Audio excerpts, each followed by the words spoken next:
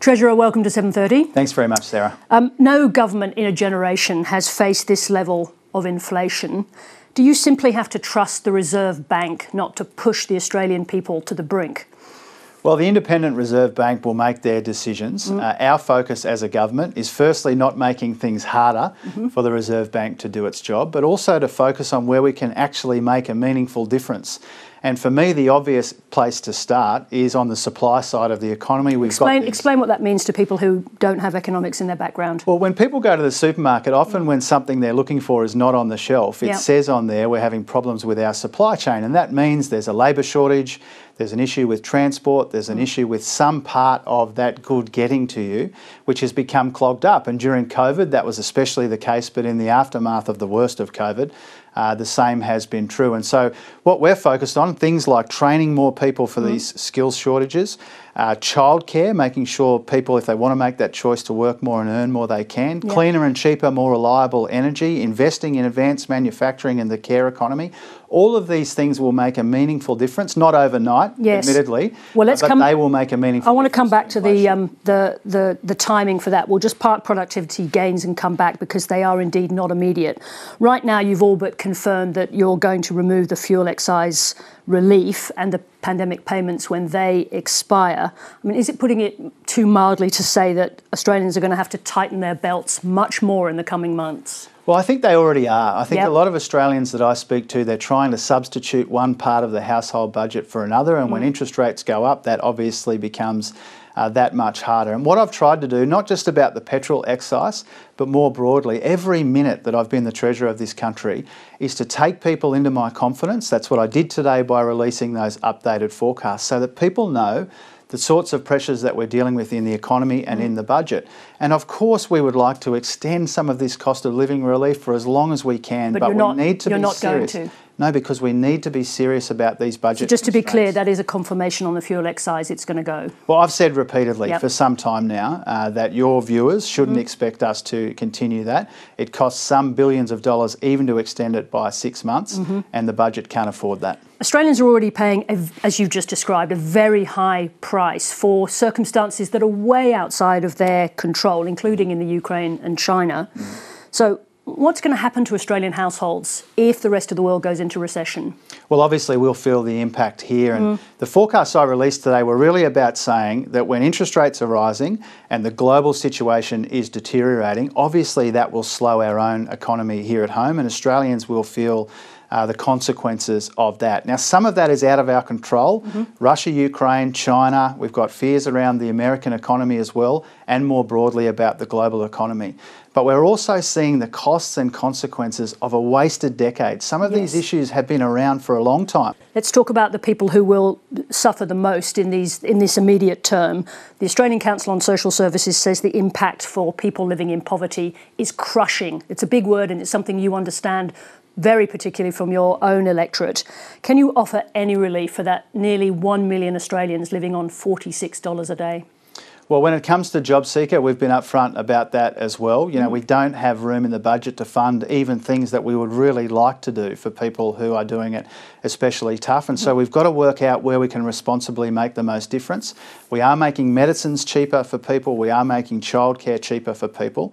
Because if there's more that we can do for people who are doing it especially tough, of course we will consider that, not just right now, but in subsequent budgets. We're the Labor Party, we want to do the right thing by vulnerable Australians, but we need to be upfront about the budget constraints that restrain us from that. Let's talk about wages. You're fudging on the timing of when we're going to see wages growth. I wouldn't quite describe it that way. Well, let's say you're being very imprecise. You know, is the reality of this situation rather that you can't let wages grow too fast until you've tamed inflation? A few important things about that very quickly. I mean, we don't have inflation because wages are growing too fast. Wages have been growing too slowly. No, but the question is, can you afford to let them rise before that inflation is brought down? We can. What we want to see is strong, sustainable wages growth, and in time, when inflation moderates and we get that wages growth that's been absent for the best part of the decade, then we'll get real wages growth, and we expect that to happen in 2023-24, but I'm cautious about it. Yes. Because wages forecasts have been wrong in the past, and so I don't want to give people false hope, but our strong expectation from the Treasury is we'll see real wages growth this term. That relies on not just getting wages growing again, which is one of the objectives of our economic policy, but also seeing that inflation moderate from that very high peak we'll see later this year. You're talking about wages growth in a couple of years. Is there anything that you can do now? I mean, leave the people on higher wages to fend for themselves to a degree, but in the meantime, for those people at the bottom of the wages ladder, is there anything you can do for them right now? Well, one of the things I'm proudest of is the very first thing I took to the Albanese Labor Cabinet was my submission to the Fair Work Commission with Tony Burke to get that wage rise for the lowest paid in Australia. But it's being eaten up by inflation right now, isn't it? Well, and absent a Labor government, there wouldn't have been a national government arguing for that outcome, and I was pleased with the outcome that we got there. We'll also be supporting wage cases in the care economy for aged care workers, for example, and so that is something that we can meaningfully do. But training people for opportunities, making it easier for people to go back to work, creating more secure, well-paid jobs, all of this is how we get wages moving again. But not yet. For example, with the childcare, as I understand, that's not coming through until the middle of next year. Can you bring that date forward? You could do that, but that would come with a pretty hefty price tag. And again, we have to weigh up all of our priorities. So our immediate priority, wage rise for low-income earners, tick. Yes. We've got some other responsible cost of living relief coming down. But again, I mean, there's lots of things we would love to do as a Labor government, but one of the things that we are very conscious of, we've inherited that $1 trillion of Liberal debt. We can't do everything that we would like to do. I just have to say about that, it's a very large debt, but you were in the opposition when a very large portion of that, or I should say a significant amount of money, was waved through in the face of an enormous crisis with the pandemic, but you were part of saying yes to that. We tried to be constructive about it, but it is, I think, a fact now that a lot of that money was wasted, and we've uncovered in the course of the last couple of years a shocking amount of rorts and waste in the budget, which is one of the reasons why we've got that $1 trillion in debt and nowhere near enough to show for it. And the important thing about this, as interest rates go up, every dollar that the government before us borrowed to fund rorts and waste is now more expensive for us to service. You just used the term sustained wage growth. Now, we know that this is a broader question, but let's keep it tight. But you know that you can't, you will not be able to achieve sustained wage growth unless you make significant reform to the economy, significant reform in productivity, and which has been so low for so long, business investment and a number of hours worked. So what are you going to do to change that picture? We're going to reform the energy market, cleaner, cheaper, more reliable energy. We're going to reform childcare to make it easier for people to work more and earn more. We're going to reform skills in this country so that we're dealing with areas where there are serious skills shortages holding the economy back. And one of the reasons we're having this Jobs and Skills Summit in a few weeks now here in Canberra is because we want to bring people together around these big national challenges.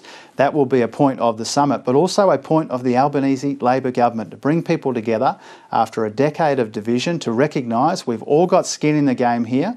If we get sustainable wage rises, we get productivity growth, we get the economy growing the right way, then we can all succeed together. And the absence of that mindset has been very damaging to this country for a long time. I noticed the words tax reform don't appear in your statement today. Is it just politically too difficult and too painful for you and your government to tackle tax reform? Well, the first bill I introduced into the Parliament was a tax reform to make electric vehicles cheaper. And when it comes, it's at the small end of a very large problem, right? When it comes to tax reform to help repair the budget, we've set our priority as multinational taxes.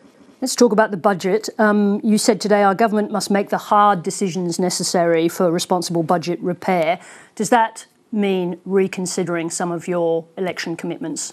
No, I think our election commitments are actually more important now, given the pressures that we anticipated have become a bigger challenge for the economy, and so they're more crucial than ever that we implement some of those policies and reforms that we've been talking about in this interview. And so people can expect that the priorities that they endorsed at the May election will be budgeted for in the budget in October. Staying with the budget, is it the best hope for you and your budget and future budgets, in fact, that iron ore, gas and coal continue to provide record revenues for Australia? Well, they are big earners for Australia. There's no use pretending otherwise. And for as long as there's global appetite for our commodities, then we will sell into those global markets. One of the reasons why the budget has been propped up in recent times is because we've been getting really strong prices for our commodities on global markets, and that's important to our economy. Is that why the Prime Minister's pushing back so hard against green demands for a moratorium on new exports? Well, I think the Prime Minister's position was... fossil fuel, I should say. Yeah, the Prime Minister's position is just common sense. You know, if you flicked a switch and turned off those vital exports, then that would have a big economic impact. And so what we're talking about is introducing more cleaner and cheaper and more reliable energy into the system in a way that recognises the economic benefits of doing that without abandoning our traditional strengths and bringing people along with us. That's our task when it comes to reforming energy. And I think the Prime Minister was just reflecting a common sense view about that. Looks like there's going to be a real challenge aligning your climate and budget goals, but we'll leave that for another day. Thank you very much indeed for joining us. Thank you, Sarah.